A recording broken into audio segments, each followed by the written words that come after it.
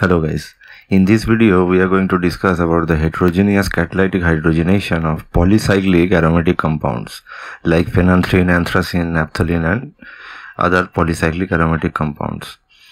So it was observed that when naphthalene was subjected for catalytic hydrogenation, then the hydrogenation process actually occurred step by step. That is, first one of these two aromatic ring is saturated, then the next ring was saturated, which leads the decalene. This molecule is known as decalene and it is tetralene. It was found that the most active catalysts are palladium, platinum, rhodium and nickel, and they are in this catalytic order, decreasing catalytic order. So if we look at the mechanism, naphthalene molecule interacts with the surface of the heterogeneous catalyst, then one of this ring is basically saturated.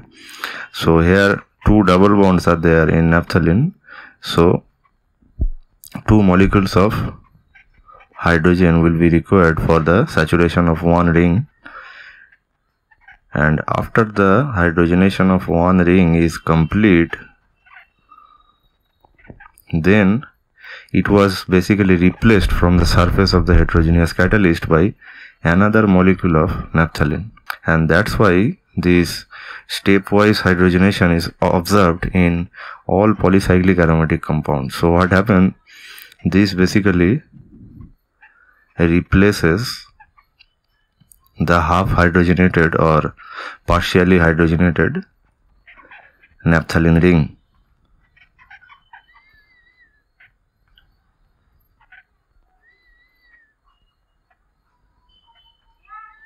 And then this naphthalene molecule will again undergo the partial hydrogenation. Like that, all the naphthalenes will be converted into the partially hydrogenated tetralene first,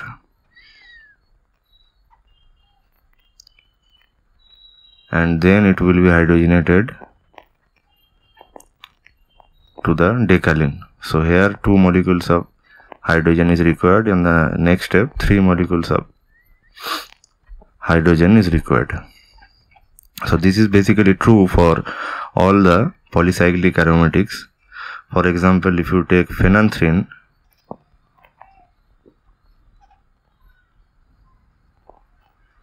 so we all know that due to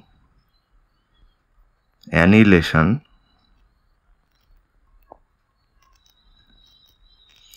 these two aromatic rings basically don't share the sextet electronic configuration with this particular ring, and that's why, although this molecule as a whole is an aromatic compound, but this particular double bond has a localized double bond character, and that's why it will undergo the first hydrogenation step,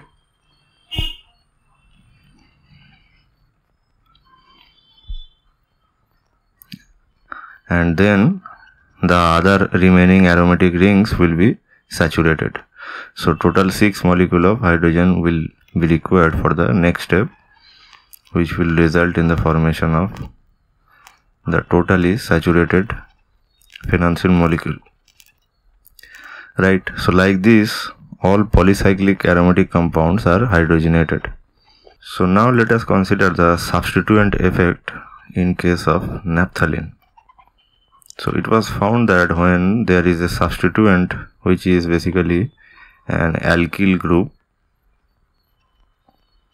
is attached with the 2 position or beta position in the naphthalene ring, then this particular ring preferentially undergoes hydrogenation reaction. However, when there is a substituent at the 1 position, that is this case, then the hydrogenation is favored for this particular ring.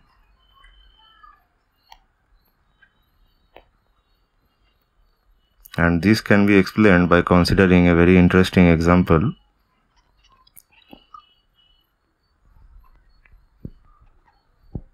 So if we take this naphthalene where R is methyl, ethyl, isopropyl and tertiary butyl.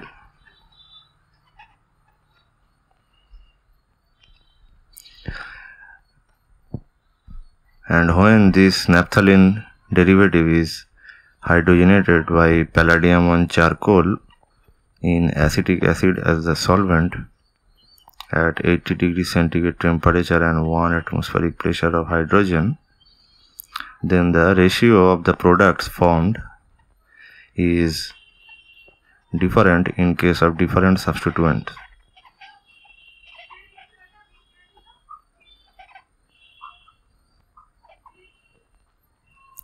So in this compound basically this particular ring is hydrogenated, as you can see, and here the reversal took place. So now we will see the ratio. So when R is methyl, then the percentage of this compound is 66% and it is 34%. So when ethyl is in place of methyl group,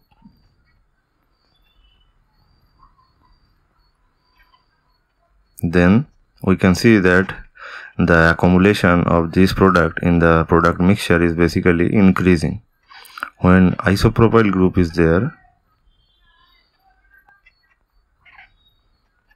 it is 68%, and finally in case of tertiary butyl group, 97% is the amount or percentage yield for this particular product. And what will be the reason for this?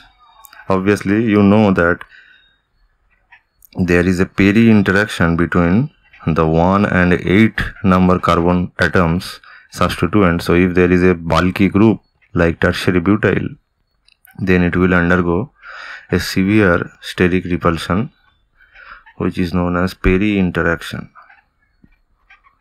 and due to that reason this particular ring will try to undergo hydrogenation reaction rapidly, and that's why we are observing this kind of product distribution when R is very bulky group like tertiary butyl group.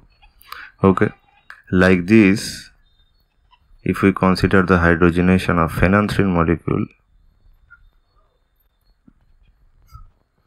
then this particular double bond undergo very smooth hydrogenation by treatment of Raney nickel in ethanol at 50 degrees centigrade temperature and 65 atmospheric pressure of hydrogen, which basically leads this partially hydrogenated product.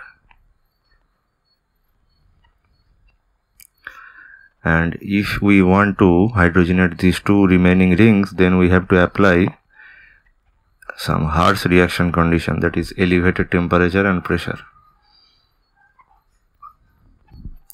So in this case the temperature will be 160 degrees centigrade and pressure will be 165 atmospheric pressure of hydrogen. So you can see the difference between these two conditions, and from there you can estimate how reactive this particular double bond is. So the final product will be this compound where all the rings are basically hydrogenated. Finally, if we consider anthracene,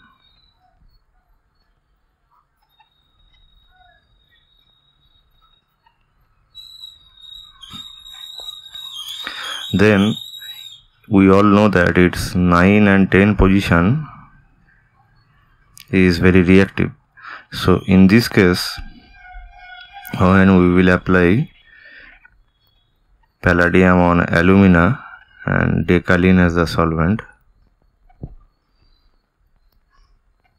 150 degrees centigrade temperature and 70 atmospheric pressure of hydrogen, this 9-10 position will be hydrogenated and you will get this product.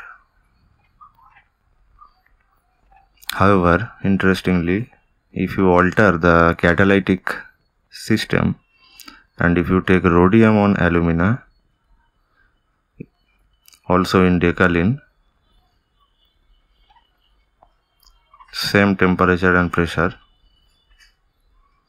the reverse product is obtained, that is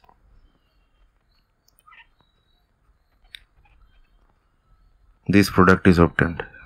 So here you can see that the middle ring is saturated, here the side rings are saturated and the middle ring is basically intact.